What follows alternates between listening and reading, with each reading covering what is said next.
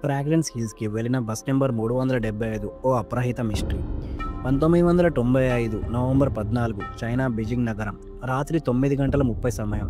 Red beans bridge stop నుండి bus number 375 fragrance హిల్స్‌కి వైపు బయలుదేరింది. సాధారణంగా ఓ సాధారణ ప్రయాణంగా కనిపించిన ఈ రైడ్ ఆ రాత్రి తర్వాత చైనా చరిత్రలో ఓ మిస్టీరియస్ హారర్‌గా సంఘటనగా నిలిచిపోయింది. బస్‌లో మొదటగా కొంతమంది సాధారణ ప్రయాణికులున్నారు. మధ్యలో ఓ వృద్ధ మహిళ, ఆమె వెంట ఉన్న యువకుడు కూడా బస్సులో ఎక్కారు. కొన్ని స్టాప్ల తర్వాత బస్సు పూర్తిగా ఖాళీగా అయింది. ఆ సమయంలో రెండు శారీకృతులు, వారు మనుషులేనా భూతాలా అని సందేహం కలిగించేలా బస్సులోకి ఎక్కారు. వారిలో ఒక్కరు తెల్ల దుస్తులో ఉన్నాడు. అతడి ముఖం గాలికి పూర్తిగా కనపడకుండా కప్పబడి ఉంది. డ్రైవర్, కండక్టర్ ఆ వ్యక్తులపై ఏమాత్రం స్పందించకపోవడం ఆశ్చర్యంగా కనిపించింది. తర్వాత వృద్ధ మహిళ ఒకసారిగా ఆ యువకుడిపై మోసం చేశానంటూ అరవడం ప్రారంభించింది. ఆ యువకుడి బస్సు దిగమంటూ బలవంతం చేసింది.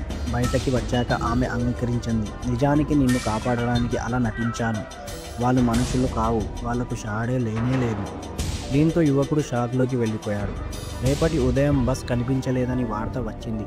చివరికి 3 రోజుల తర్వాత బస్ దెబ్బతిన్న స్థితిలో ఒక నీటి కుంటల్లో కనపడింది. అందులో డ్రైవర్, కండక్టర్ 2 శరీరాలు మాత్రమే ఉన్నాయి.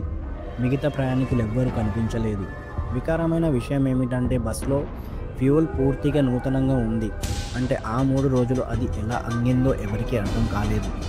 ఈ సంఘటనకు పోలీసులు అజ్ఞాత కారణంగా ఫైల్ చేసి మూసివేశారు. కానీ స్థానికుల మాటల్లో ఆ బస్ ఆ రోజు భయానక దారిలోకి వెళ్ళిందని, అక్కడ పాత ఆత్మల పీడ ఉంది అని చెబుతారు.